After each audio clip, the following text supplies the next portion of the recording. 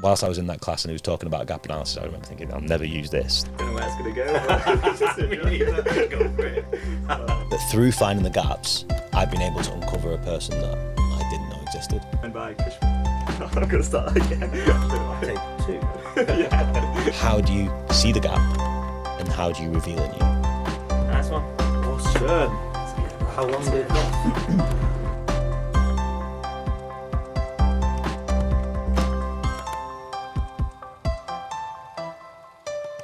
Hello and welcome to the Make Things Better podcast. Today I'm joined by Krish Patel. Welcome on the show, Krish. How are you doing? Mate. I'm good, thank you. I'm really well in a wet winter's day in Manchester. Yeah, good to have you. It's always fun to record, and you've done quite a lot of podcasts yourself as well, haven't you?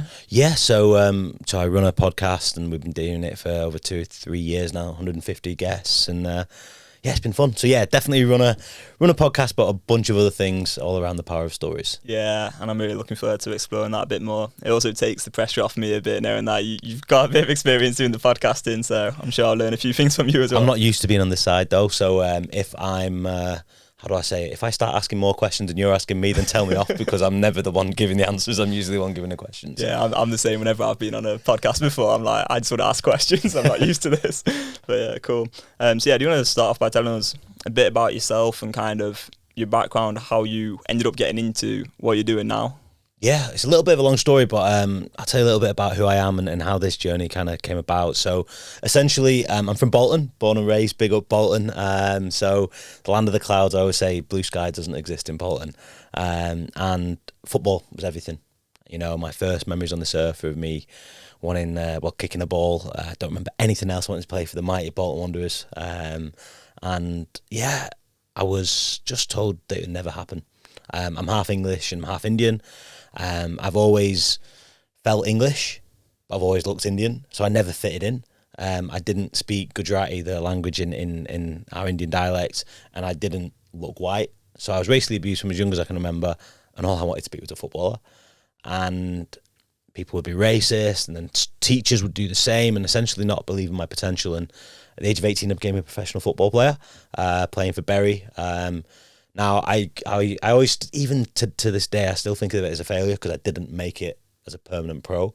But I played in League Two, we got promoted to League One, and then I got released and headed over to the US to play for 6 years in America, which was amazing. But I cared about superficial things, mate. I cared about girls, parties, I cared about all these kind of things. And when I headed over to the US, things completely changed, and I started caring about people. And I can go into it a little bit further, why that happened and things. But essentially, 2016, 2017, I decided I was going to run 4 marathons in 4 days. I was going to raise enough money and I'd go to Africa and build a schoolhouse in Uganda. I was going to volunteer and ended up building a schoolhouse, raised over £10,000. I never ran a marathon in my life. And everyone was like, you're mad. I'd never volunteered, never been to Africa. And I came back and I was like, you know what, helping people makes me feel amazing. It's the best feeling in the world. So what can I do next? And then I started supporting homeless people in Manchester. And I saw there were so many homeless people here. And that's when things got mad, because I started getting abuse. How dare you help homeless people? If they're not willing to help themselves, who do you think you are trying to help them? And all this kind of stuff. And I was running a homeless outreach group in Manchester City Centre called Brew Power for about 4 years. And I decided to, you know what, I'm going to do something to show you that we can do something. And I swam 53 miles, all the lakes in the Lake District, to help 36 homeless people into employment in Manchester City Centre. And I was working a job I hated. I was working the job wasn't terrible, but I was working behind a computer desk all the day. And it wasn't me. I love people. And I was, you know what, I want to help people on my full time and not just in my evenings and my weekends. How can I do that? And that's where Tales from Spire started. I basically came across a homeless person who said to me, stories are the pages that make up this book we call life. And that was it. We all have a story. How do we use those stories to encourage others? And I shared a story of a friend, Danny, who was homeless. He'd got off the streets, and I put it onto a blog. I called it Tales to Inspire. I put some helplines at the bottom, and I thought I'd put it out there. And within a day, a young lady who was going to take her own life read Danny's story, and she went and got help. And she messaged us saying she felt encouraged when I got help via one of the helplines. That was one day. I didn't even think I would read it. Like, my mum would read it, or whoever would read it. And it already helped someone within a day. And within 3 days, it had been read in 15 countries around the world. And I started to think, maybe there's something to this storytelling. And ever since we started the blog, I quit my job. I'm going a full-time entrepreneur. I didn't earn any money out of it for at least a year. Then schools reached out, can you deliver workshops? And the corporate space reached out, can you support us? And then we developed it into a audio podcast and to a video podcast. And basically it's just this organization, which is a not-for-profit organization that's designed to inspire change through the power of stories. Wow. And it led me to starting my other company that I have based on storytelling. And yeah, it's just, how do we inspire people through people-to-people connection? And it's something that I never thought, I'd always loved. If I think of stories, I envision myself sitting with my grandparents just talking, and me just being, lost in the moment. Yeah. And that's exactly what it was for me. Is it brings back that, stories transcend time, and they're just incredible. It's just creating the space for it. Yeah, what an amazing story. And what changed when you were in America then? Because that sounded like quite a pivotal part in your your journey. Yeah, so the US was interesting. So the way it went is, I just finished at Bury playing football over here, and didn't know where to go, and I was getting trials in conference football and places, and I was like, you know what, I dropped out of school when I was 16, I'm going to be a full-time footballer. It's like, screw GCSEs, I don't need to do them again. And I ended up getting an email saying, do you want to come and play on a full ride scholarship in California, living in a mansion close to the beach? Sounds good. I was like, America, I felt like American Pie. It was like unbelievable. I was like, it's the dream. And I was like, I don't even think I asked my mum and dad. I was like, Cinnabit, I am off to California. But I ended up getting there, and there was 55 of us for a 23-person team. I was living in a 3-bedroom house with 13 other guys. We were 2.5 hours away from the beach that we were promised, and my scholarship was lied to. The place was just completely different to what I'd expected, and we'd all been lied to. And there was one guy in our team who was called Gabby, and he was always smiling. And I just couldn't get my head around why this guy was always smiling. Like, what's he got to be happy about? He's not even in the starting team. He's living in a basement, so it's worse than me. And he hardly speaks any English. He's from Brazil. And I was like, always, bro, never give up. And I was like, bro, get out of my face. You're too happy. And then it got to the point where I didn't really want to talk to him. And one day I said, I'm going back to Bolton. I've had enough of this over here in the US. And he stopped, sat me down, and he said, if you keep running away from your obstacles, you'll never overcome anything in your life. Number one, I'd always wanted the comfortable life. I'd always wanted the glory, but I hadn't wanted the struggles to come with that glory. And is that what you mean when you said earlier about the desires that you had when you were younger? Mm-hmm. Yeah, that means, so essentially, yeah, exactly. I wanted the big house, the cars, the superficial things, but I didn't want the hard work that came with that. I only saw the end goal, and I didn't see the process. And the other side of that, which really changed my life, is he didn't speak to Krish Patel, the person in front of you. He spoke to the best version of me, the one that I didn't even believe was there. And he took me under his wing, and he taught me how to see the potential in others. And that changed my life, because I went from valuing the things that I valued to seeing potential in others and really starting to treasure the person in front of me. And my environment changed. So I started then practicing Buddhism, which completely changed me. I'm the least religious person in the world. I started practicing Buddhism, and then my environment started changing. People started coming up to me, mate, going, I'm struggling with my mental health, or I'm feeling suicidal, or I'm self-harming. And I'd be like, why are you coming to me? I'm the guy who cares about this superficial stuff. Like, what are you doing coming to me? And I realised that because I changed, people and started seeing the potential, I created a space for people to share, and that's all people needed was a space to share. And essentially that's when everything started to change. Is I'm supporting people in my immediate environment. How do I basically transcend that around the world? If I can measure someone around the world, why can't I help someone around the world? And that's essentially just from one person. The power of one is immense, and that one person, Gabby, I'll be forever grateful, saw the potential in me and completely changed my life. In what way did he see the potential in you, and how do you feel like that's led to you seeing the potential in others as well? So the way that he did it really annoyingly, actually. He didn't give up. He didn't let go. And he believed that I could do whatever I wanted to do. So he would say, like, go for it. If that's what you want for your life, go for it. And you can do it. But my values are very superficial. So when they came and it happened, say the girl or the money or the car, I realized that wasn't happiness.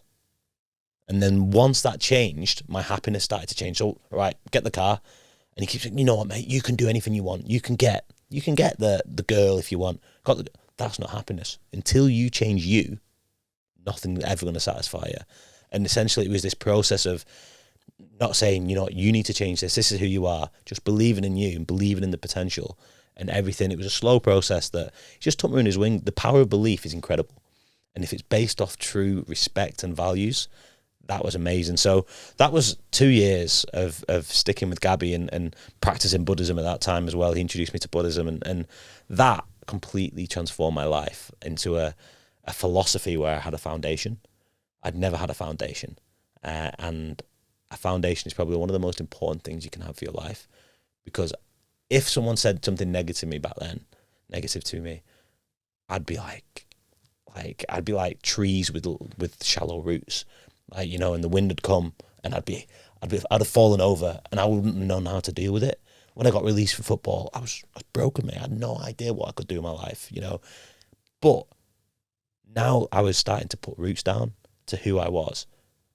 Nothing can take me down, you know, and let's go for it. So essentially it was helping me build a foundation for my life so that whatever comes in the future, I can support myself and then support others.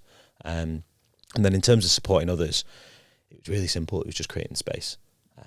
And it's essentially doing this, giving people the space to share and listening to them. The power of communication, I always was taught that it's talking. It's actually listening. Yeah. 75% listening and 25% talking, even though I'm doing 100% of the talking today. But yeah, essentially that's what happened. Yeah, so you've managed to create a space now for people to share their stories, and how has that been, and has it changed you in any way, or do you feel like because you did have that foundation already, you've kind of been set from there on? No, it's completely changed me. I will never, if I came to this podcast in a year's time and I said the exact same things that I'm saying today, tell me off, because I do not want to be the same person in a year's time than I am today. I always want to be completely developing and changing and improving my life. So it completely changed. I've had the honour of spending an hour minimum with 150 individuals for them to share their stories, their truths, their life lessons. Like, that is incredible. Like, I feel so, as my job, you know, I feel that's like the most precious thing that I can have. And those people have all shared moments of wisdom or truth or lived experience. None of it's academic. None of it's from a book. It's all things that they've lived, you know. And that power of lived experience is remarkable. So having that space with those different individuals, it's kind of flickered light bulb moments for me. You know, it's ignited, created loads of sparks. I think, man, I could do this. It's taken the ceiling of limit that I thought was on my life and said, actually, Krish, you can be whoever you want to be, whenever you want to be, and however you want to be it. Today I could be a postman, tomorrow I could be a footballer, and the day after I could be... Really, you could be anything in your life and go in a million different directions, which are all great. The key is that you know which one you want to go down, and there's no failure, you know. Fail forwards, essentially. Yeah, amazing. And when you've been like talking to all of these different people, is there any like stories that stand out particular, or do you feel like they all have the same sort of value to you? Yeah, depending on where I'm at in my life, the stories resonate completely, you know. I'll always have our very first story of Danny's will always be like the one, because it was like the first story that... So how did that come about again? So Danny was homeless, and Danny was on the streets, and I actually didn't know him from our outreach. I was introduced to him through an amazing organisation called Invisible Cities, Invisible Manchester. They're a social enterprise based here in Manchester. They give tour guides of the city through people who've lived experience of homelessness. So through their eyes, they're trained and supported, and they're amazing. So that's how Danny, basically, I was introduced to Danny there, and I interviewed Danny. It was supposed to be an hour interview. 3.5 hours later, I was still interviewing Danny. No way. And I was like, Danny, any chance, man? So Danny was amazing. He shared his story, and yeah, and that's the initial one that opened the doors, to this is possible. But man, I mean, each time at the moment, I've been listening to a lot of our stories of entrepreneurs.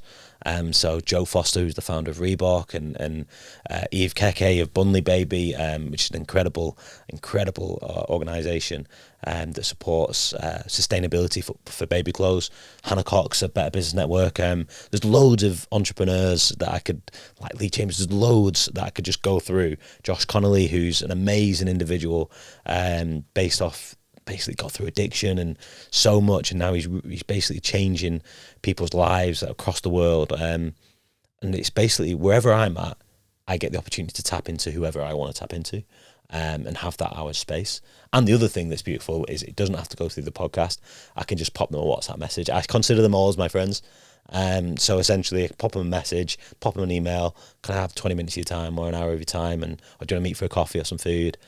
Today was with Pammy, one of our ambassadors, this morning doing some filming. And so, you know what I mean? I get to really connect with these people wherever they may reside across the world. It's really special. That's amazing. And I imagine it helps the guest as well, like to be able to share their story. A lot of people nowadays don't have the opportunity to do that, especially people who are maybe homeless and a little bit neglected by the rest of society. To give somebody in that position to share their story can be really, really powerful. Do you think it helped Danny a lot? Yeah, I think it did. I think Danny's an interesting character. He's very. So there's a few ways to look at it. They're very sensitive topics. Some of the topics that we talk about, I will never force anyone to share their story. It's really ensuring that they know where the story's going and how comfortable and where they're at in terms of their space. But for example, with Danny, it was just amazing. I didn't even have to ask him any questions. He just was like Danny being Danny. If anyone knows Danny Collins, essentially, he just went for it, and it was amazing.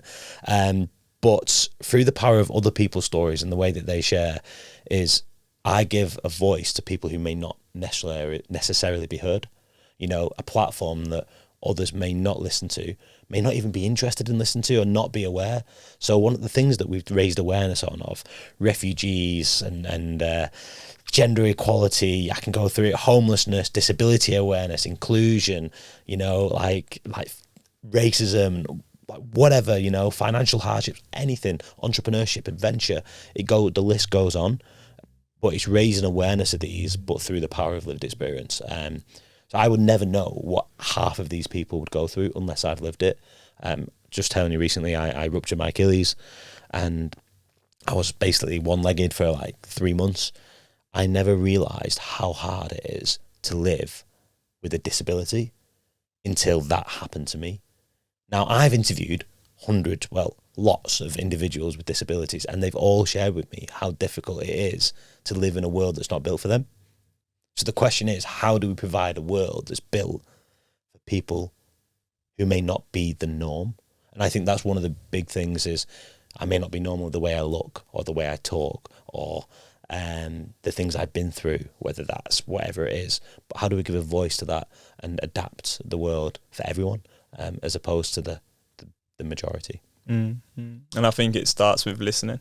Like that's the first place to start, and that's why sharing stories, but as you say, like the listening side of it is just so important. It's something we do quite a lot at Hive, I would say, is when we're talking to people, and let's say someone wants a website, and it's a bit of a plug really, but yeah, it is just all about listening to the users. At the end of the day, that's who the website's for. So it's, okay, well, what are the main pain points and how can we understand them and then work with them, because there's so many different considerations to make. There's so many different accessibility requirements that are needed, and so it's really, really useful to go and do like user research and actually just go and talk to the users. So this is kind of the website language of me coming out now, but moving back to you and your story. So I want to ask you a bit more about Uganda, and yeah, of course. I think that's super interesting. So you went and built a school, is that right? Yeah, so there's already a school built. Essentially, I was volunteering I was coaching football, I was working with children with disabilities, with homeless children in an orphanage, and I was volunteering there, and there was a school in a small town called Garuga, and there was children not going to the school. So I kind of like confronted the headmaster. I was like, he's called Peter, why aren't these children coming to your school? And he's like, we don't have the space. You know, Uganda's really hot and then it rains a lot and they needed a safe space. So they had the space on the school, but they didn't have the building or infrastructure. I was like, something sustainable to support others. That's what my aim was with we called it the Road to Uganda, the 4 marathons in 4 days. So that was it. So essentially, instead of building a school, there's a lot to building a school, and you hear about it all the time. Oh, I built a school in Africa or whatever. You've got to then get the salaries, you got the new jobs, you've got to get the infrastructure. This was a school that we added on another building that essentially everything was already there. They had the teachers ready to teach. We just needed the building to be able to support the children. So that building went up and supports 150 children every single term. So that's since, 2017. I was 24 at the time. So I was like, as much as it sounds amazing, I was doing this as well to learn about life. Like, I was trying to uncover and reveal who I truly am. I still am today. Like, I'll make so many mistakes, and it could have been a complete flop. You know, I trusted a person who I'd known for 2 weeks with money. You know, people said I was mad. Like, what are you doing trusting a Ugandan person? They're going to run away with the money. But someone saw the potential in me. Why can't I do the same for someone else? Yeah. And that's exactly what happened, and it was amazing. So yeah, there's a lot of risks, but Uganda is, anyone who goes to Uganda, it's just amazing. I mean, the vibe of the people and the spirit is just, it transcends, you know. And my heart. I always say I've got 3 homes I've got one in England, I've got one in America, I've probably got 2 in America actually, and then I've got Uganda. How long were you living there for? So I was only there I was there for 3 weeks the first time, and then I was there for another 2.5 weeks afterwards. Which people think, how did you do what you did in 2.5 weeks or 3 weeks and then 2 weeks? The question is, how do you squeeze as much out of life as possible? So if I'm going to live 70 years, I'm going to live the equivalent of 200. I'm going to live in this year 10 lifetimes or 10 years worth in this year, you know? And how can I live so much in each year and each moment so that someone who lives a regular 70 years, I've tripled it. I've done 210 years worth of life in this. And that's essentially what I did. I'd leave at 7 a.m. every day, and I wouldn't get back till 12:30 at night in a foreign country. I'd never been to Uganda, and I was just out and about, man. I was on they call them boarders, they're motorbikes. You jump on the back of one of them and you're off, and essentially I was going to different places. Then I was out meeting new people. I'd go to the bars, and I'd basically just immerse myself in the community and find out just how amazing it was. And basically, there's a really cool thing that I learned at uni in America. It's called gap analysis, and it's how do you find the gap? If you can find a gap, there's a solution for that. So the question is, where are the gaps? And all I do now is I'm looking for gaps. I'm looking for gaps so I can find solutions. The issue that we have in this world is we see problems and we complain. Problems are the perfect opportunity for solutions. And that's where maybe the way that I think of as an entrepreneur or whatever is, especially in the work that you do and Hive is, you're looking for gaps so that you can provide solutions for people and for organizations so that they can create even more impact. Yeah. And that's my whole vision of how I work was flipped. That was whilst I was in that class and he was talking about gap analysis. I remember thinking, I'll never use this. But obviously the seed was planted. So instead of thinking of something as a problem, would you usually frame it as a gap instead? Obstacles are our greatest opportunities. And it goes to the point where I'm now, and as hard as this sounds, I'm now seeking obstacles because I know the amount of growth that I will get from that obstacle will provide myself and others with so many learnings to then create bigger impact. So that obstacle, when I said, you can't keep running away from obstacles, and essentially I wanted a life with no obstacles. I'm a completely different human. And that's why I know when you speak to a person who's lived on the streets, or you speak to someone and someone say, they'll always be that way. That's absolutely rubbish, because I know I and my values completely changed. So if we give the opportunity for someone else to completely change, they can do. The issue is, if their trauma is difficult, it's going to take them a long time to break through. So it's having the support there that's best. And that's where the issue is. In a lot of societal issues that we have is the support's not there. We're very quick to judge, but how can we put a network of support there for people so that if they do fall off the wagon, that it's okay, just get back on. Yeah. You know, progress isn't linear. You know, and I really struggle with this concept that one of our ambassadors and team members, Azim, he came up with this. This progress isn't linear. That essentially you start at point A, you want to get to point B. Imagine January's perfect timing, but essentially want to lose weight. I'm going to lose 15 kilograms. And then you have a weekend where you eat chocolate, sweets, and you have a roast dinner, and basically you fall off. You think you failed. Actually, that's just part of the process towards getting to point B. If you stop there, right, you have failed. But that is how the roller coaster rides to improvement. And it's just remembering that progress isn't linear. Mm-hmm. So yeah, just going back to gap analysis, would you say in finding those gaps, in a way you're finding purpose and meaning in life, because between the solution and the problem, you have an opportunity to make a real impact on the world? Yeah, exactly. So essentially, that through finding the gaps, I've been able to uncover a person that I didn't know existed in myself, which is so strange to say that, you know, if, and this is the crazy thing, Tom, is if I don't know who I am 75% of the time, how the hell can someone else judge who I am? Because I don't know who I am.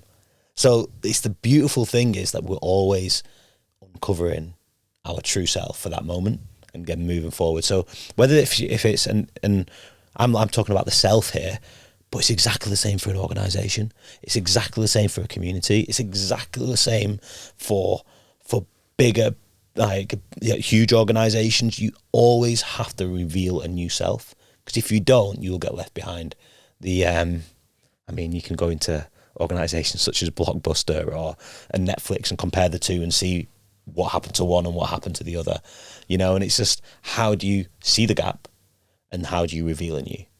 And I think that's amazing. And look at the way the world's going at the moment with technology and the way it is, and AI and everything that you see. Essentially, we are finding gaps and we're providing solutions. If you're not willing to look at the world as one that's changing, because it's changing, if you stay still, you're not improving. If you refuse to accept it's changing, you're not getting with it, and you're gonna fall behind. Change is gonna go, whether it's for the better or for the worse. It comes down to the person in the mirror. What if the change around you is getting worse and you don't want to align your life with the change going on around you? What would you say to that? It's a difficult circumstance, isn't it? It's hard. If you're looking at the individual, and we're looking at it from an individual's point of view, family's the hardest thing. So first and foremost, imagine a parent and you're in a family that neglects you or whatever. So each moment, there is no one size fits all solution to any of this.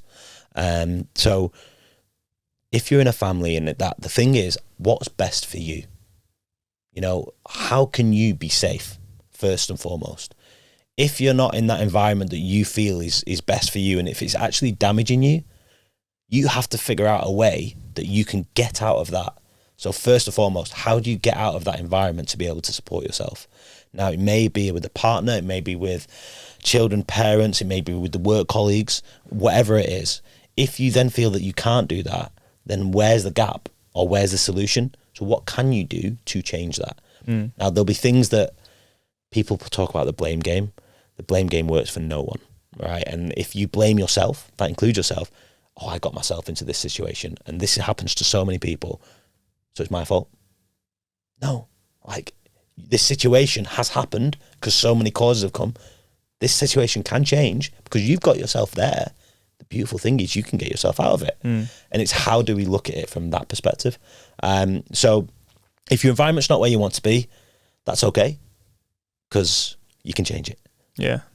I think that's really true. And I think this is a problem that a lot of people have, is that they'll have like a problem in their own life, but it can be hard to see the gap and see the solution because they can think that that problem is to do with who they intrinsically, inherently are, when really it's nothing to do with like who they are deep down. Like, there's no flaw in their character. Instead, maybe they've been told that there is something wrong with them. Because when you're younger, you can get told you're stupid or you're an idiot, or like you can be told all kinds of horrible things when you're young, and those beliefs can get so ingrained in your mind that it can be hard to realise that actually you can change. And sometimes you do just need someone to believe in you and realise that actually your potential is limitless. Like you really can just become whoever you want to become. And I think it sounds to me like a lot of your work is about helping the world see that potential in people, I guess, right? It's exactly that. It's seeing the potential in others, you know, and seeing that. I think you've said it better than I could ever have said it, to be fair, mate, but it is that. So how can you see that potential in others so that we can together make change? Yeah, make the world a better place. That's the goal. Which a lot of it, and I get it because I was that person, is so fluffy. You know, it's so fluffy and it's so, you know, like I get it from my own parents. Like my mum's like, oh, your head's in the clouds thinking this world's a perfect place. I do not. Like, if anything, I think this world's a really tough. It's probably there's nothing harder than living, you know, because it is so difficult. I have been at a place in 2018 where, you know, I always say that I wasn't suicidal, but I definitely had thoughts and questions about why I'm on this earth and is there any point in this? I still, even when I have struggles to this day, you know, like I get to the point of I'm striving so hard, but is this coming to anything? You know, why is it so hard as a entrepreneur who does what I do? Like money. I struggle with money, like because I can't get it in because I'm trying to do good. Why is it that do good means no money? It should be free. Actually, no, if you're doing good, you should get paid double. And this concept, and this is my own concept as well, that I need to change in my own life.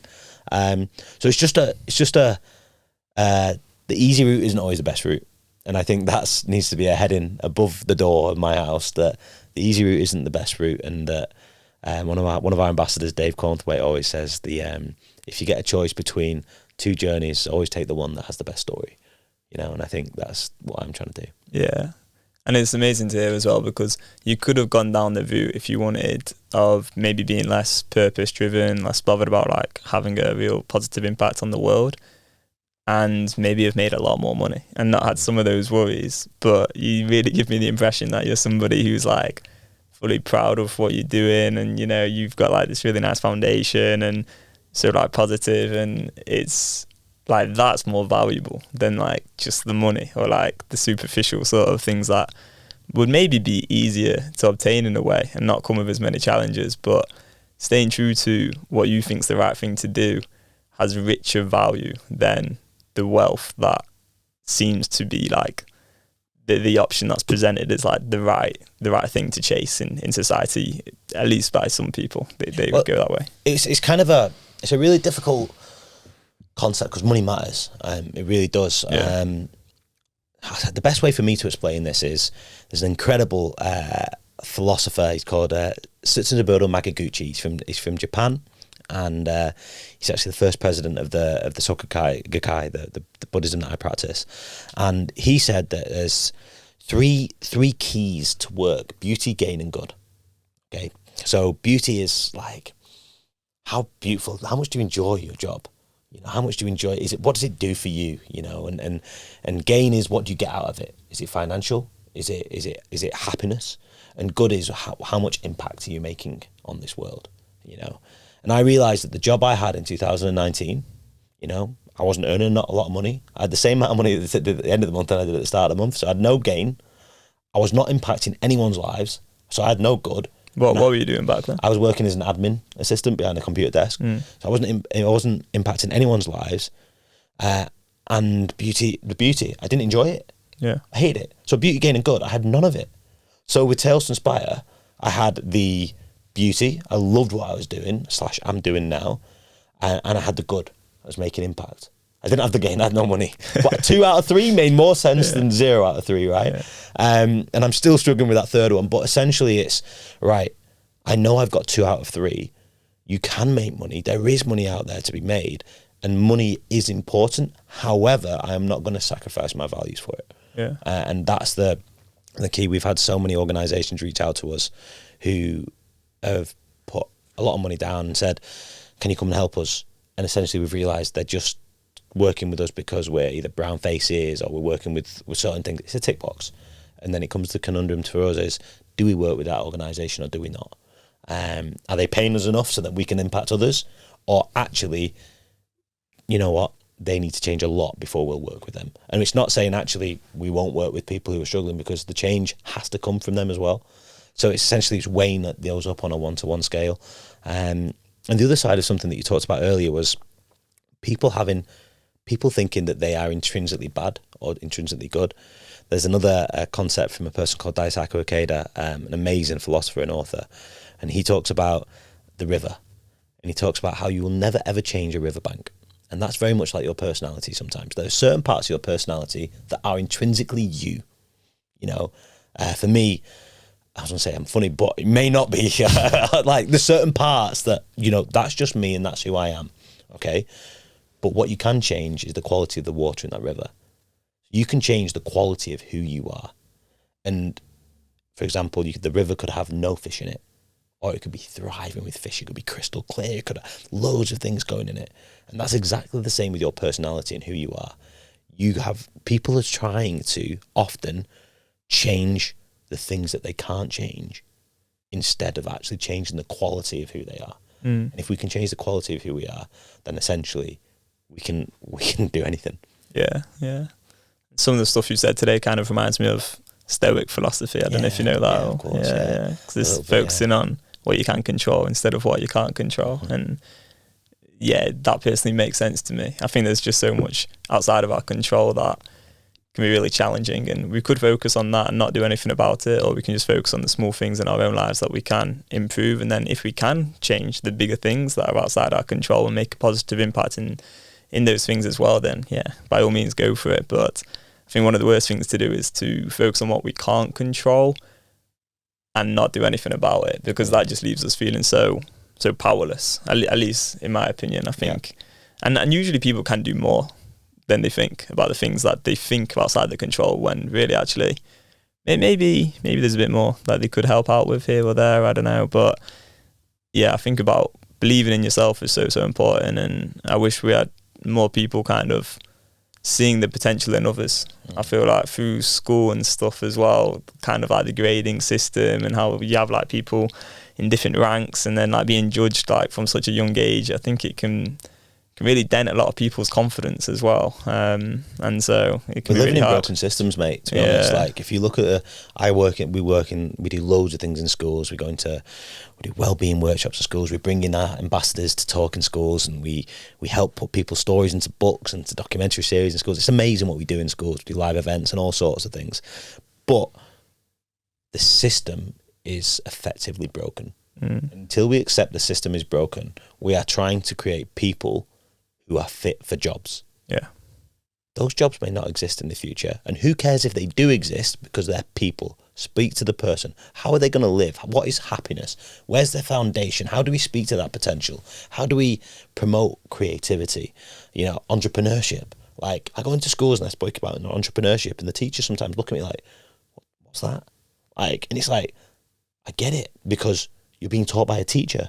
You know, often teachers can be people who have been in the same job or needed the comfort or needed the security or have got a family. Often this isn't the case for entrepreneurs. And it's like, how do we create a space that doesn't just look for the masses? And how does it support the individual within the schools? And I mean, I speak to so many students who are just not happy with the system there. I speak to so many teachers. I was in a school in last summer, and 27 teachers left that school over that summer. You know, teachers are not happy, you know, and it's once again that sometimes the system change comes within, but then sometimes the change has to come from outside altogether. And I think there's a few areas of our society that we're living in at the moment where there's going to be a serious revolution. There's going to be people standing up and saying, right, this has to change. You know, the way we operate in certain areas, and good, let's do it, because I think things have been built on a power system that isn't supportive of the individual. Yeah, absolutely. Yeah, I'm quite privileged in a way to listen to so many people share their struggles with me personally as well, because I do some Smartins volunteering on the side, and the amount of people who have problems where they could have the help and support, and they wouldn't be having suicidal ideation if they just had like a, you know, somebody to go and see at their like a therapist or something that in the past would have been provided by the NHS, but now they're on like a massive waiting list. It's just like these structural issues are actually like leading to people being suicidal. It's like this is outside of their control completely, and they really can't impact that necessarily. It's a big structural issue, you know. I remember when I was helping to run the homeless outreach group, Brew Power, back in 2021. There was a young man called Jonathan. He was amazing. Always had time for him, and he struggled. He'd been in foster care. He'd been in a lot of difficult circumstances during his childhood. And one day I remember waking up. It was in the winter, and found out he'd passed away. He died in the streets because of the cold weather. And I remember the next day, one of the homeless outreach groups was talking about Jonathan and talking about him on the radio and saying that there's some people you just can't help was the phrase that came out of it. And I remember thinking, the issue is that what got him to that place where he doesn't trust anyone? What happened in his life so that he doesn't trust? Did he have one person that saw that potential and really stuck with him? Just one person. All it takes is one. And I later found out about his story that it'd been difficult. He had such a hard life, and we come across so many of these people on the streets. And this is just one example, people on the streets. And we're talking about an extreme example. However, look at anyone, and if you look into your life, can you name 5 people that you trust with your life? That is a really big thing. When I was having a therapist, and I would recommend it to anyone, that she said to me, who are the 2 people in your life that you can share things with and not get advice back from? You know, and just share. Yeah. And I remember thinking, I've never looked at, if I share something, I want someone, no, what I want to be done is heard. Yeah. That is it. Yeah. And that is it. That's all we're looking to be done, is to be heard and to have trust. With those 2 things, you can really, really transform the world. And I think from an individual level that counts, but from a work relationship, from an employee relationship, since COVID, the amount of employees who are changing their jobs, changing their roles, or changing what they do, essentially realize that they're not happy. And the other side of it is, do they trust their employer? You know, does their employer truly trust who that individual is, both ways, and do they trust each other? So how do you then build a culture that thrives when you're only in the office one day a week? Yeah. So you don't even see the people that you're working with. So how do you build cultures? And one of the things that we're getting asked at Tales to Inspire quite a bit is to go into these companies and organisations and try to connect people to people and essentially build cultures that thrive again. And where do we find, once again, the gaps in that? And each is different, and it's really, really cool work doing. But it's, once again, it's culture and trust. It's simple human values, stories. You know, it's something that's been with humans forever. This has been something that they shared around the fire, but we're kind of returning to that, you know, and it's amazing. Yeah, definitely. Has there been any gaps that have been particularly noticeable to you? I think the gaps are going into the unknown.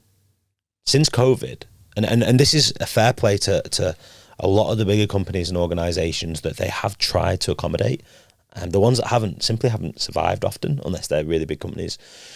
But they're going into the unknown. They've never had to deal with these working circumstances. They've never had to deal with such change in their employees' lives.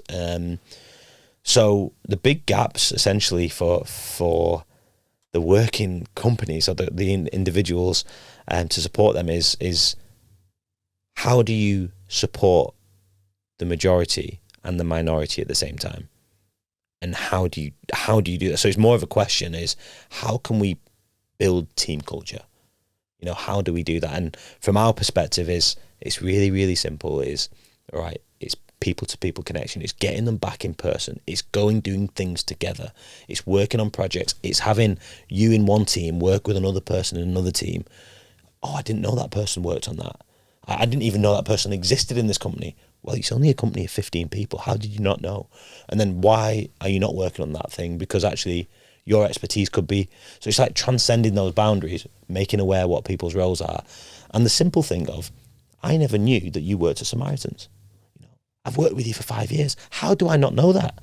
Right? So it's like getting to know the individual to really then help support the individual. If we don't know the people we're working with, and if the company doesn't know the people that they're supporting as employees, how are they supposed to support them?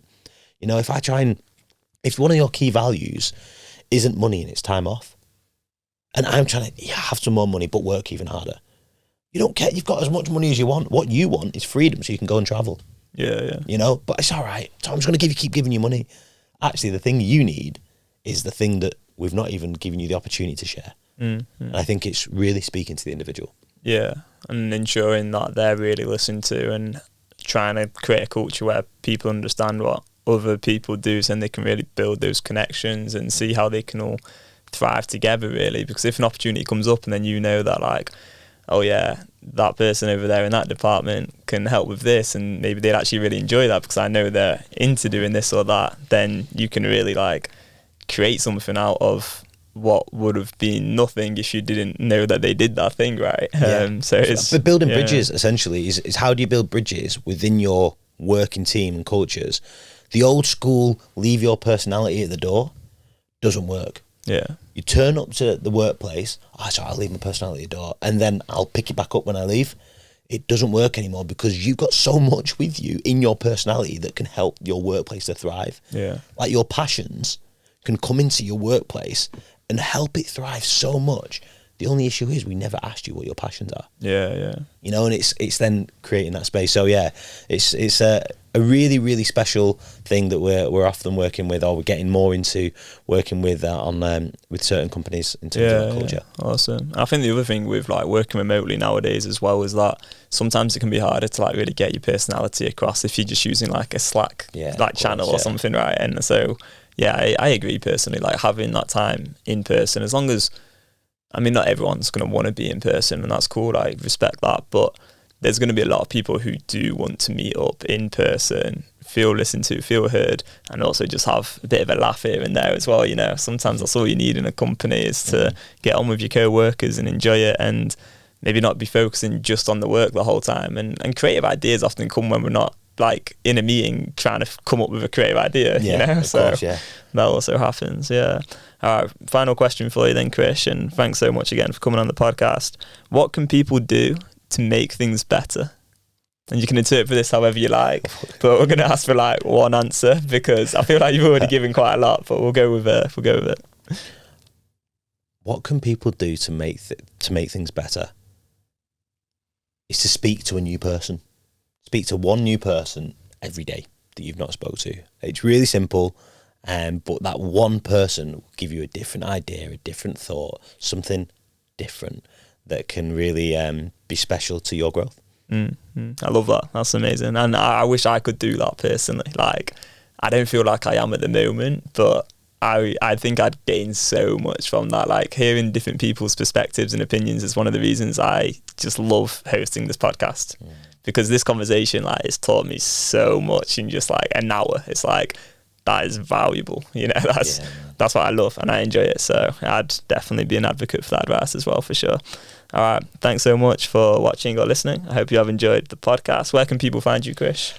So people can find me at Tales to Inspire on our socials or wherever that is, on our website at talestoinspire.com, or Story Oak, my company that I didn't talk about, where we capture people's real life stories and we put them into video documentary series for them so that no story goes forgotten.